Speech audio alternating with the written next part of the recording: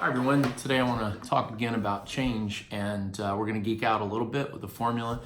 Don't worry, it's not terribly complicated, although it looks like algebra.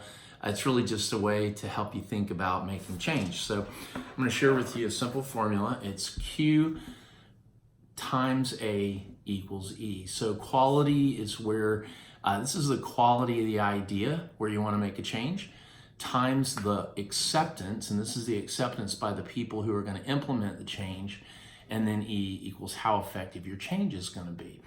So what we tend to do, I know I have tended for most of my career to focus on the quality of the idea. So we roll out this really great idea, we get in front of the team and we persuade them that this is a great idea and they need to implement it. And we believe that because we believe it's a great idea that they do too.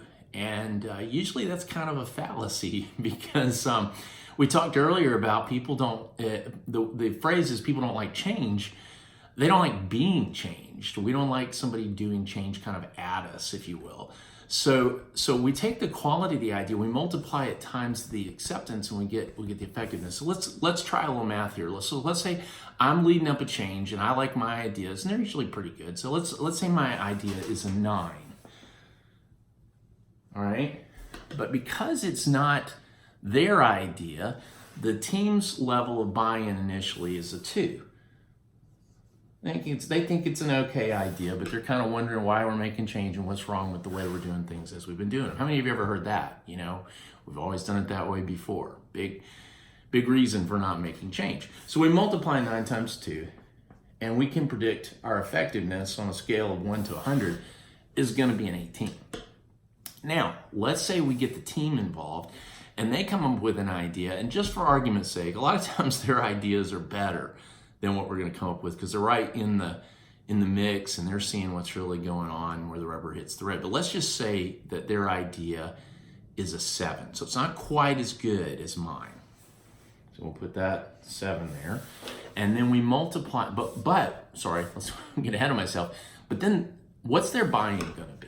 They came up with the idea.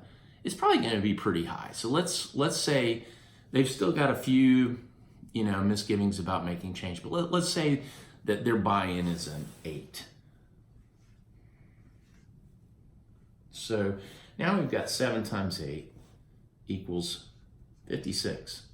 So we have nearly triple the effectiveness of this idea simply by focusing on this side of the equation. Now, in most companies, most traditional companies, kind of top down, where we as the leaders are trained that our ideas are the best because we went to school and we're in charge, we tend to focus on this side of the equation, and we miss this.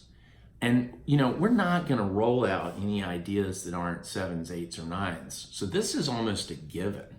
But what we've got to do is focus on this. And the best way to get this A is to get the ideas and the creation of the plan from the people that are going to carry it out.